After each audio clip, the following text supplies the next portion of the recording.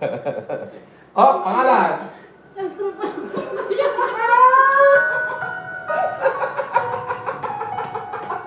kami iyak mo? Ako, yan ako sa mga Ganon? Oo. Oh, ito. Bumuhat ka na kung kaya mo buhatin. Buhatin mo na. Alalahin mo. Oh, yan. Okay, sige. Huwag ka na piyak para... Sabi mo kay sir. Thank you po. Wag, Merry Christmas. King Lord ka pa salamat mo sa akin. Yeah, unahin natin yung ating mga security guards. Thank you. Merry Christmas. Okay. Sir, maraming salamat po. Okay, go! Ana.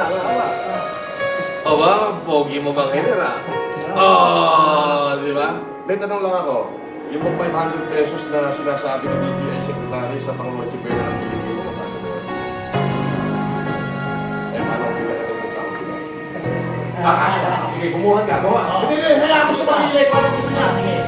Pumili ka dyan. Kung ano gusto mo. Meron sila gusto. Pili ka. May Leonardo. Pumili ka. Kung ano gusto mo. Wala. Sigurado ka dyan. Sige, buwan. Okay. Merry Christmas.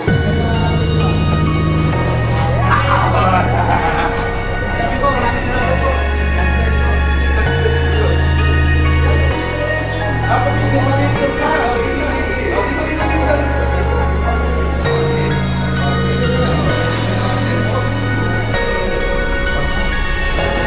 Pamili ka. Tira, Diego. Yan. Yo. Kaya mo. Merry Christmas. Pwede ka rin ka. Buhat ka. Okay. Merry Christmas. Happy New Year, sir. Okay. Thank you po. Kumuha ka na. Ayan. Kumuha kayo sa bigas. Go. Buhat mo na. Salamat po. Okay, go. Merry Christmas din. Kung kumuha ka ng magbaba kayo sa sako rito para sa kayo. Tapos,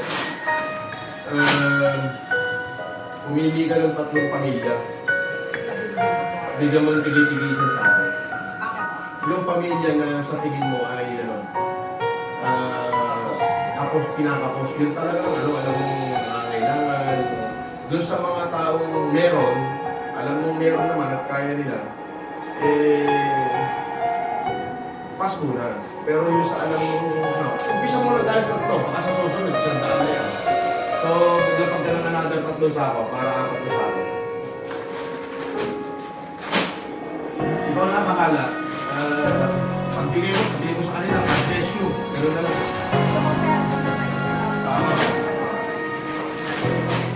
Sige na. Basta, ayan. Sa iyo na isa, meron ka ng 3 sako, bahala ka na kung kanino mo yan ibibigay. Kanino pamilya ko, basta ang hiling ko lang sa'yo, bigyan mo yung gusto mo. Alam mo, kasi walang tulong sa pamilya mo. Kung matulong sila, ako isang po lang. Guys, ito po, kanin mo, Merry Christmas, Marie.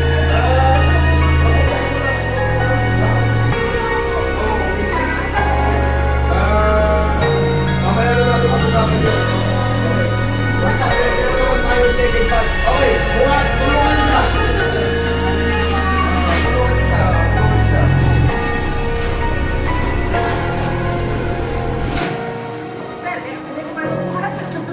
Mas lalo ka baka doon ako papagbuhan ng puro pangit. Thank you.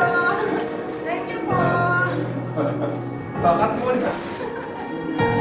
Magbuhat ka lang natin, hintayin natin.